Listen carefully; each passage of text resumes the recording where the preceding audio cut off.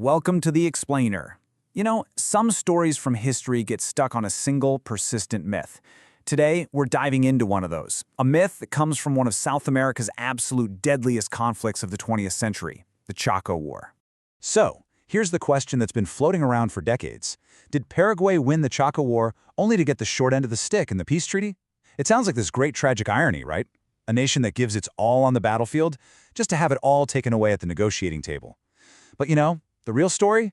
It's way more complex. It's a story of incredible strategy, sheer survival, and, in the end, actually securing their land. All right, so to really get how Paraguay managed to pull this off against all odds, we've got to talk about the main man, their chief military architect, a general named José Félix Estigarribia.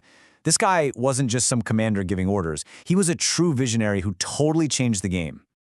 Okay, so let's compare how the two sides were thinking. The Bolivian High Command, they were pretty much stuck in a World War I mindset. You know, dig trenches, sit there, and grind it out. Static warfare. But Estigarribia, he looked at the Chaco, this incredibly difficult terrain, and he didn't see a barrier. He saw a dynamic battlefield. He was like, no way are we just sitting in trenches. Instead, he went for something totally radical, a war of constant fluid movement. And this brings us to his signature move, a tactic called the corralito, which literally means little corral.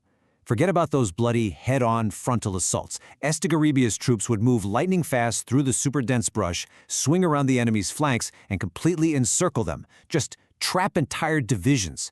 Cut off their supplies, cut off any chance of escape. A total trap. So, you're probably wondering, how well did this actually work? Well, get this. In just two key battles, Campo Villa and El Carmen, his corralitos captured a staggering 17,000 Bolivian soldiers. 17,000! It was an absolute tactical masterclass that just kept crippling the Bolivian army, which, by the way, was supposed to be the bigger, stronger force. But look, wars are never won by generals alone, right? Paraguay's victory was really clinched by the unbelievable, almost superhuman resilience of its soldiers. These guys had to survive in one of the most brutal environments you can imagine, the Chaco, which earned the nickname the Green Hell. For the soldiers on the front lines, this place was a total logistical nightmare. I mean, a lot of the time, their biggest enemy wasn't the Bolivian soldiers. It was the land itself. Thirst was this constant, looming threat in that dry, dusty landscape.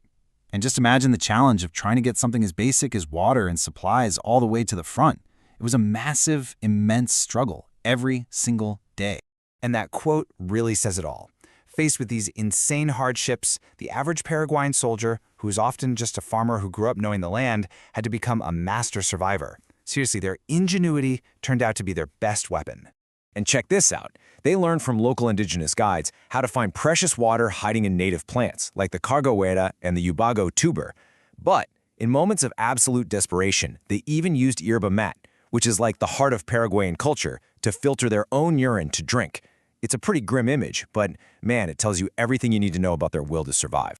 And it wasn't just the soldiers, the entire nation mobilized. Here's a crazy detail that shows you the level of effort. Most of the soldiers were farmers, right? And many of them had never even worn shoes before, so their feet were naturally wider. The solution? The country's arsenals produced over 200,000 pairs of specially designed, wide-fit shoes just for them. I mean, every single detail became part of this massive national effort. Okay, so this brings us right back to where we started, that big myth. The idea that all this sacrifice, all this incredible ingenuity was just thrown away at the peace table. So, let's stop talking in generalities and actually look at the hard numbers and the maps. So get this. Before a single shot was fired, we know from diplomatic records that Paraguay was actually willing to give up over 200,000 square kilometers of the Chaco just to avoid a war. That was their starting position, the baseline. But then what happened?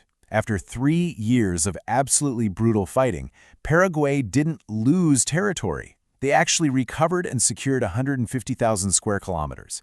This was land that was either occupied by Bolivian forts or was in serious dispute.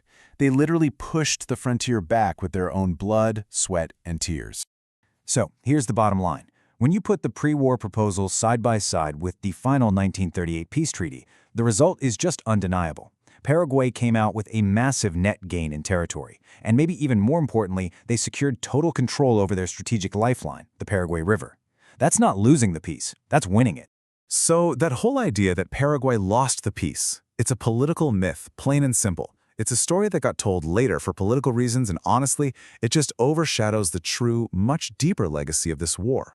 Because we have to remember, this victory came at a tremendous human cost. 30,000. That's how many Paraguayan soldiers died.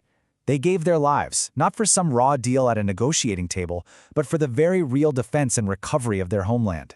So when you really look at it, the story of the Chaco War isn't about some tragic irony. It's a defining story of strategic genius, of incredible national sacrifice, and just sheer human endurance. And maybe understanding that truth is the best way we can honor the memory of every single person who fought and fell in that green hell.